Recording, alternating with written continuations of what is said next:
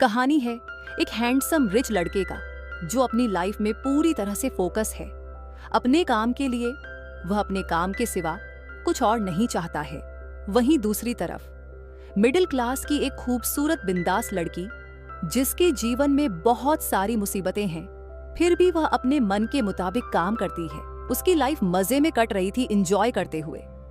दोनों की जिंदगी तब बदलती है जब उन्हें एक ब्लाइंड डेट पर जाना पड़ता है और रिच हैंडसम लड़के को प्यार हो जाता है उस खूबसूरत बिंदास लड़की से। अब उनकी जिंदगी में क्या क्या कांड होंगे, हम इस सीरीज में जानेंगे। उनकी लव स्टोरी पूरी हो पाएगी या फिर नहीं, तो ज्यादा देरी ना करते हुए लेट्स स्टार्ट योर शो। हमारे लीड एक्टर खांग तैमू की एयरपोर्ट पर एंट्री होती है, जो इतना हैंडसम और स्टाइलिश होता है कि सारी लड़कियां उसे देखती ही रहती हैं। खांग तैमू एक लड़की से टकरा जाता है, उस लड़की की कॉफी गिर जाती है। वह लड़की गुस्सा करने वाली थी, पर इतना हैंडसम लड़का देखकर रुक जाती है क्योंकि वह इतना क्यूट था, उस पर गुस्सा कर ही नहीं पाती है। खांग अपने एटीट्यूड में वहां से चला जाता है। उसका सेक्रेटरी आकर सॉरी कहता है गलती के लिए, पर लड़की उन दोनों को देखकर हैरान हो जाती है। कोई इतना खूबसूरत कैसे हो सकता है? वह सोचती है काश ये मेरा बॉयफ्रेंड होता।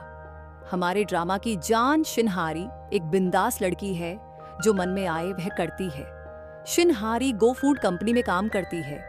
वो एक फिश पर एक्सपेरिमेंट कर रही थी। उसकी मैम मिस यो कॉल करके उसको बुलाती हैं क्योंकि कंपनी के चेयरमैन का पोता आज आने वाला है। वो पहली बार आ रहा है और वह इस कंपनी का प्रेसिडेंट भी बन चुका है। शिनहारी जाती है, उसके बॉडी से फिश की स्मेल आ रही थी। लोग थोड़ा ऑकवर्ड होते हैं। उसके पार्टनर कहते हैं कि तुम्हें परफ्यूम की जरूरत है क्योंकि फिश की स्मेल बहुत ज्यादा है।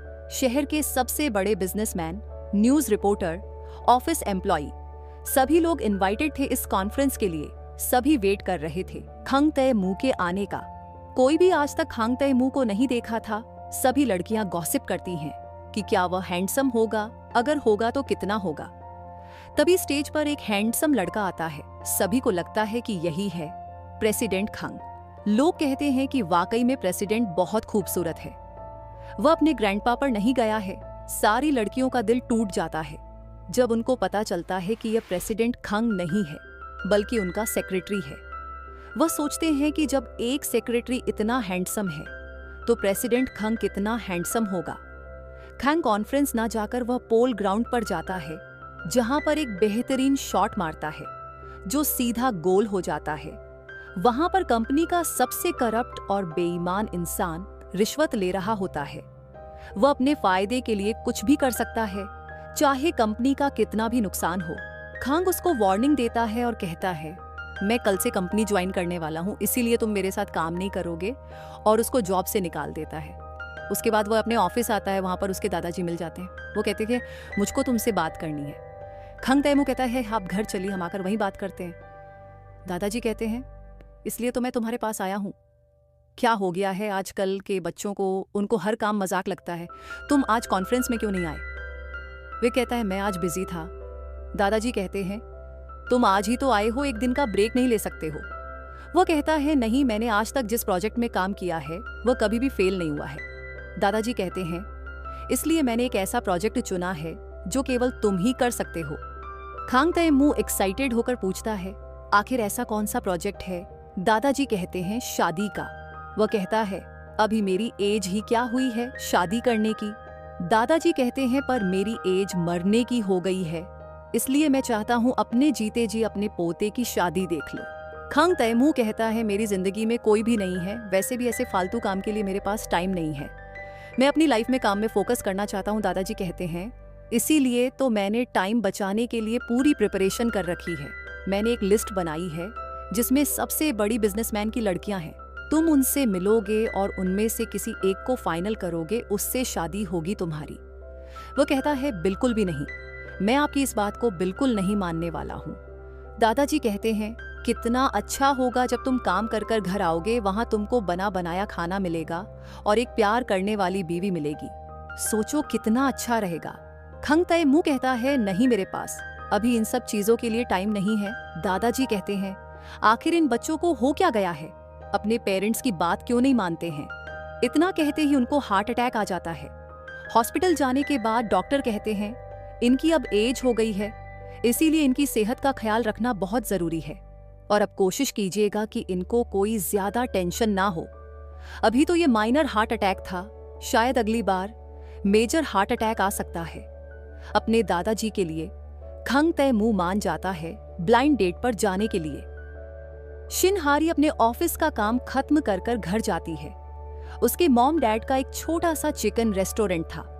अपने ऑफिस के बाद शॉप में काम किया करती है उसका नेवर बहुत घमंडी बुरा इंसान होता है, क्योंकि उसकी फिश शॉप होती है, पर वह अपना डस्टबिन हमेशा उनके शॉप के आगे रख देता था।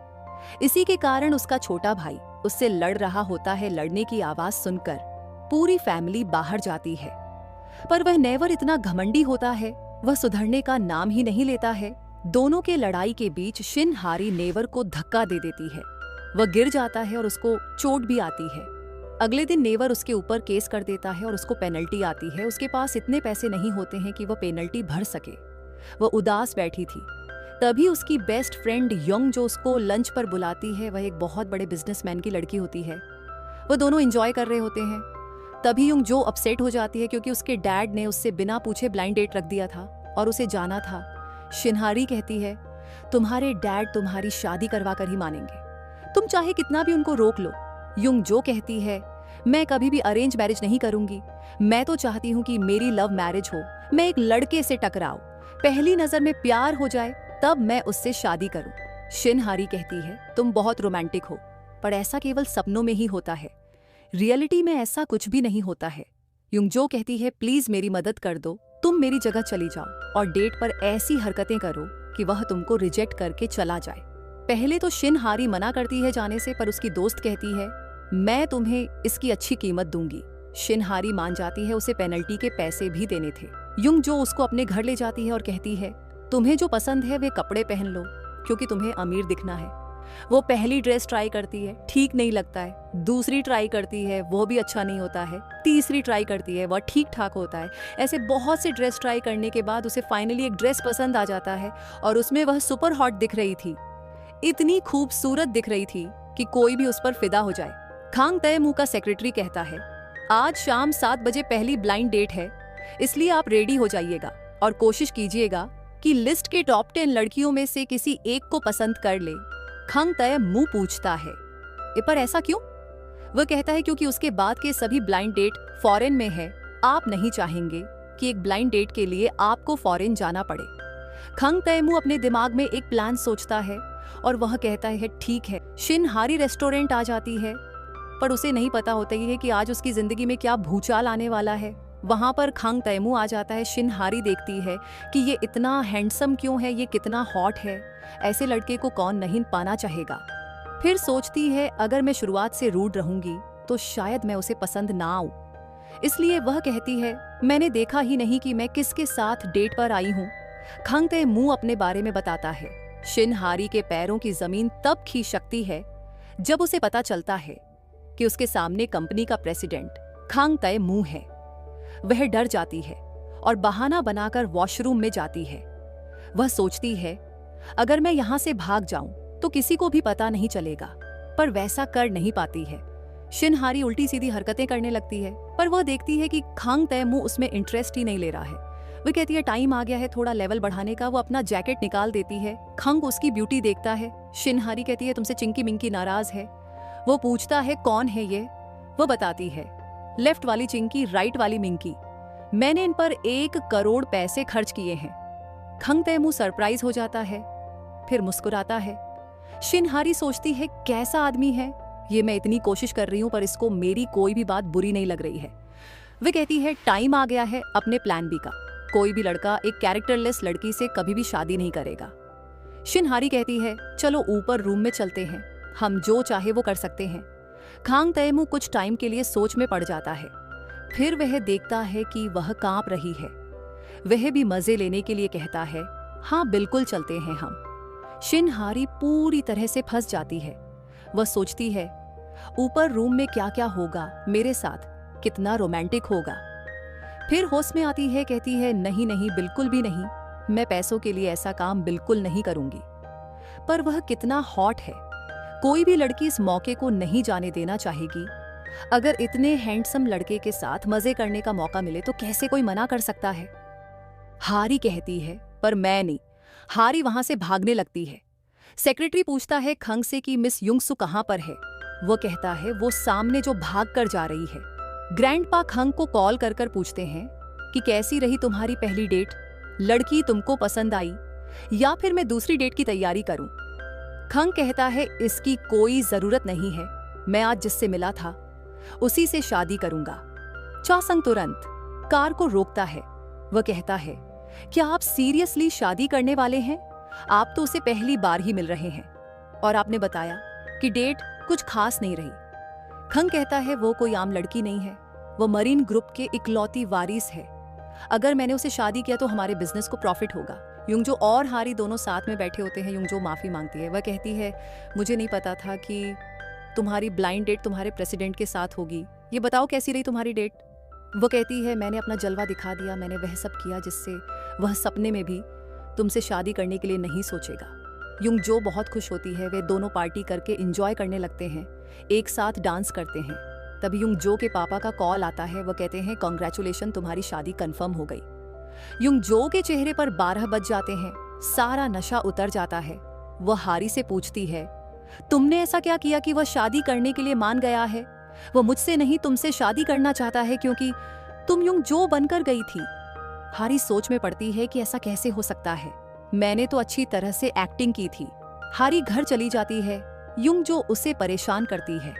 वह फोन करके कहती है तुम्हारी गलती के कारण मैं होटल में छुपी हूँ, अब तुम ही गलती सुधार सकती हो। हारी बोलती है मैंने जो हरकतें की है उसके बावजूद भी वह तुमसे शादी करना चाहता है। इसका मतलब है उसका इंटरेस्ट तुम्हारे बिजनेस में है, इसीलिए उसको अपना सच बता दो। हारी कहती है क्या होगा जब प्रेसिडेंट मुझे ऑफिस में पहचान जाएंगे? युंगजो कहती है ऐसा कभी नहीं होगा क्योंकि एक प्रेसिडेंट कभी भी नहीं मिलते हैं एक नॉर्मल एम्प्लॉय से। अगली सुबह हारी ऑफिस आती है। वह लेट हो रही थी। जैसे ही लिफ्ट खोलती है उसकी आंखों के सामने खांग होता है। वह सोचती है आज तो मैं गई, अगर इसने पहचान लिया मुझे तो जॉब से निकाल देगा। किसी तरह वेट करती है लिफ्ट के खुलने का। जैसे लिफ्ट खुलता है वह तुरंत भागती है, पर उसका एम्प्लॉय आइडेंटिटी कार्ड वही गिर जाता है। खांग उसे रोकता है। हारी सोचती है आज तो मेरी नौकरी पक्का गई। खांग उसे उसकी आईडी कार्ड वापस करता है। हारी धीरे धीरे पीछे आती है और अपना आइडेंटिटी कार्ड लेकर वहां से चली जाती है बिना अपना चेहरा दिखाए। दादाजी ऑफिस आकर उससे पूछते हैं तुम सच में शादी करना चाहते हो? वो कहता है आप ऐसा क्यों पूछ रहे हैं? वो कहते हैं क्योंकि तुम ब्लाइंड डेट पर जाने से मना कर रहे थे, पहली ही डेट पर जाने के बाद तुम शादी करना चाहते हो। वो कहता है हाँ, पूरी तरह से सोच लिया हूँ, शादी करूंगा तो उसी से करूंगा। दादाजी पूछते हैं क्या वह भी तुमसे शादी करना चाहती है? खंग अपने ही एटीट्यूड में कहता है आखिर कमी ही क्या है मेरे में, इतना हैंडसम हूँ, हॉट हूँ, लंबा चौड़ा हूँ, ऐसे पर्सनैलिटी वाले लड़के को कौन लड़की ठुकराना चाहेगी। उसे अपने आप पर कुछ ज्यादा ही कॉन्फिडेंट था, पर उसे नहीं पता था कि वह रिजेक्ट होने वाला है। दादाजी बाहर आकर चा संग से कहते हैं मेरे पोते ने कम उम्र में ही अपने माता पिता को खो दिया। मैं उस टाइम काम में इतना व्यस्त रहता था कि उसे कभी भी टाइम और प्यार नहीं दे पाया, इसलिए मैं चाहता हूं कि वह जल्द से जल्द शादी कर ले, उससे भी किसी से प्यार हो और उसको भी उसके हिस्से का प्यार मिले, वह अपनी फैमिली बना ले। वह कहते हैं कि तुम्हें भी अपना घर बसा लेना चाहिए, पूरा टाइम अगर काम ही करोगे तो प्यार कब करोगे, सबकी फैमिली होनी चाहिए। युंग जो मॉल में शॉपिंग कर रही थी, एक छोटी लड़की से उसकी ड्रेस खराब हो जाती है, लड़की रोने लगती है, वो माफ़ी मांगती है। लड़की की मॉम लड़की को डांटने लगती है क्योंकि ड्रेस बहुत महंगी थी। युंग जो उन पर गुस्सा कर सकती थी पर करती नहीं है, वहाँ पर चा संग भी होता है। युंग जो को देखकर वो मुस्कुराता है। युंग जो प्यार से समझाती है लड़की को कि ऐसे बिना कैप वाली पेन को लेकर नहीं खेलना चाहिए, और लड़की को बुरा ना लगे इसलिए अपनी ड्रेस पर फूल बनाकर और भी खराब कर देती है। लड़की की मॉम कहती है मुझे माफ कर दीजिएगा, मैं आपकी ड्रेस के पैसे दे दूंगी। यंग जो कहती है इसकी कोई जरूरत नहीं है, मैंने भी अपनी बहुत सी ड्रेस खराब की है। वो कहती है आप बहुत अच्छी है। युंग जो बाहर आती है पर वह कार की चाबी काउंटर पर भूल गई थी। वह जाती है वापस लेने के लिए और टकरा जाती है छा संग से। युंग जो को लव एट फर्स्ट साइट हो जाता है, वो उसकी आंखों में देखती ही रहती है, कहती है कितना हॉट है। युंग जो को उसके सपनों वाला राजकुमार मिल जाता है। हारी और युंग जो मिलते हैं, युंग जो कहती है कि प्रेसिडेंट खंग का फोन आया था, वो दोबारा मिलना चाहता है। हारी कहती है मैं नहीं जाने वाली हूँ, इस बार तुम ही जाओगी उससे मिलने के लिए। वो कहती प्लीज एक लास्ट बार चली जाओ, वैसे भी तुमको ज्यादा कुछ नहीं करना है, वहां जाकर उसे मना करके ही आना है। युंग जो कहती है हम बचपन से दोस्त हैं, मैंने कितनी बार तुम्हारी मदद की है, मैंने तुम्हारे क्रश के लिए एक लड़की से लड़ाई की और मुझे चोट भी लग गई थी, उसका निशान आज भी है और तुम मेरी एक छोटी सी मदद नहीं कर सकती हो। युंग जो हारी को इमोशनली ब्लैकमेल कर देती है, हारी मान जाती है जाने के लिए। हारी एक रेस्टोरेंट में वेट कर रही थी, खांग आता है, वो हारी को देखता है, वो बहुत ब्यूटीफुल दिख रही थी। खांग हारी को कॉल करता है पर हारी के पास कॉल नहीं जा रहा था। वो आकर पूछता है तुम्हारे पास कोई दूसरा फोन है क्या, क्योंकि मैं नहीं चाहता हूँ मुझे तुमसे बात करने के लिए किसी और को कॉल करना पड़े। फिर उसका फोन लेकर अपने फोन पर कॉल करता है, जिससे उसको हारी का नंबर मिल जाता है। हारी उससे कहती है तुम ऐसे किसी का भी नंबर नहीं ले सकते हो। वो कहता है हमारी शादी होने वाली है, अगर मुझे बात करनी हो तो पता तो चले किससे कॉल करना है। हारी कहती है ऐसा कुछ भी नहीं होने वाला है, मैं तुमसे शादी नहीं करूंगी। वो पूछता है मगर क्यों? वो कहती है मैं तो तुमको जानती भी नहीं हूँ, बिना जाने तुमसे शादी कैसे कर सकती हूँ। वो कहता है बिना जाने तुम मेरे साथ रूम में जाना चाहती थी पर शादी नहीं करनी है, तुमको मैं पसंद आया तभी तुमने ऐसा कहा था, और तो और तुम ब्लाइंड डेट पे भी आई थी, इसका मतलब तुम्हें शादी करनी है। वो कहती है ऐसा कुछ भी नहीं है, वो तो मुझे फैमिली प्रेशर में मुझे आना पड़ा, वैसे मुझे अरेंज मैरिज से सख्त नफरत है। वो उठकर जाने लगती है। खांग कहता है अच्छा ठीक है, हम दोनों एक साथ 10 डेट पर चलते हैं, ऐसे तुम मेरे बारे में सब कुछ जान पाओगी। हारी कहती है नहीं, मुझको तुमसे शादी नहीं करनी है, तुम मुझसे शादी करने का ख्याल भूल जाओ। वो कहता है आखिर मुझ में प्रॉब्लम ही क्या है। वो कहती है तुम शुतुरमुर्ग की तरह दिखते हो। इतने में उसका पैर फिसल जाता है, वह गिरने वाली थी पर खांग उसको पकड़ लेता है। ये सीन बहुत रोमांटिक लगता है उसको वापस खींचने के बाद। हारी कहती है प्लीज मुझे भूल जाओ, मैं तुमसे शादी नहीं करने वाली हूँ। वो वहां से जाने लगती है। वह रोड क्रॉस कर रही थी, तभी वह देखती है कि उसके सामने उसका क्रश आ रहा है, वहां से भागने लगती है। वो कहती है मैं इस हुलिये में उससे नहीं मिल सकती हूँ, और भागते भागते एक कार को देखती है, उसमें जाकर बैठ जाती है। वो कार किसी और की नहीं बल्कि खांग की होती है। वो दोनों एक दूसरे को देखकर सरप्राइज होते हैं। जिनका मिलना मुकद्दर में लिखा होता है वो चाहकर भी अलग नहीं हो सकते हैं। अब इन दोनों की लाइफ में क्या होगा, क्या दोनों के बीच कोई रिश्ता बनेगा या नहीं, ये हम सब नेक्स्ट पार्ट में देखेंगे। अगर मेरी एक्सप्लेनेशन पसंद आई तो सब्सक्राइब कीजिए। Thank you for watching, take care, bye bye.